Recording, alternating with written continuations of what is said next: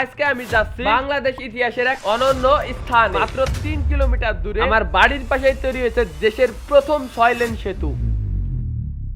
আর এই মধুমতি ব্রিজ কিন্তু কালনা ব্রিজ নামেও পরিচিত। আর এই ব্রিজের দৈর্ঘ্য 690 মিটার। আর এই ব্রিজ নিয়ে কিন্তু অনেক নিউজও হয়, তাই সব ভাই ব্রাদার মিলে চলে গেছিলাম এই ব্রিজ ভ্রমণে।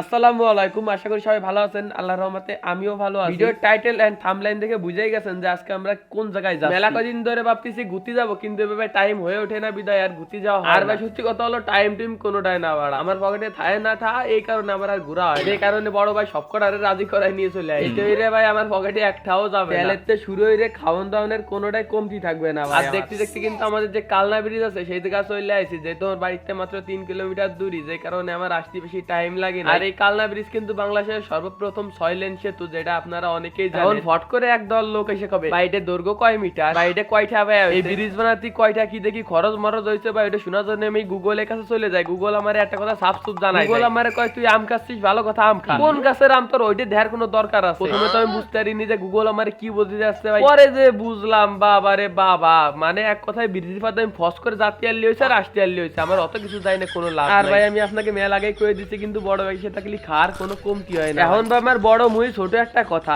এরা আইসক্রিম কিরম চাবাই চাবাই খায়। এখন আমার ঠান্ডা লাগছে বিদায় আমার সাথে। আর এখন আছে আমরা ভাটিয়া পাড়া, এখান থেকে এখন আমরা বেরোই চলে যাবো। এদিকে বড় ভাই আমার বুলবুলেট হাইজ্যাক করে নিয়ে চলে গেছে, মানে ভাই গরিবের রয়্যাল এনফিল্ড। এখন আমরা এমন জায়গা যাচ্ছি, ছোটবেলা ভাই বইটি দেখতাম যে মাঠের ভিতর দিয়ে রাস্তার সাইড কোনাতে খেজুর গাছ, তাল গাছ, খেজুর গাছের থেকে গাছি রস পাড়তিছে। আর এই রোডে ভিউ দেওয়ার সময় ভাই আর এক টলি বাধা দিতাম যে ওয়াল আছে, এই ওয়ালের সাথে।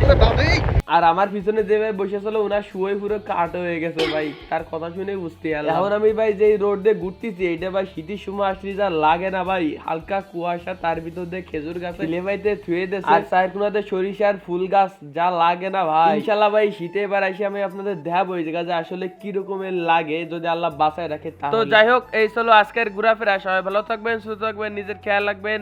আসসালামু আলাইকুম।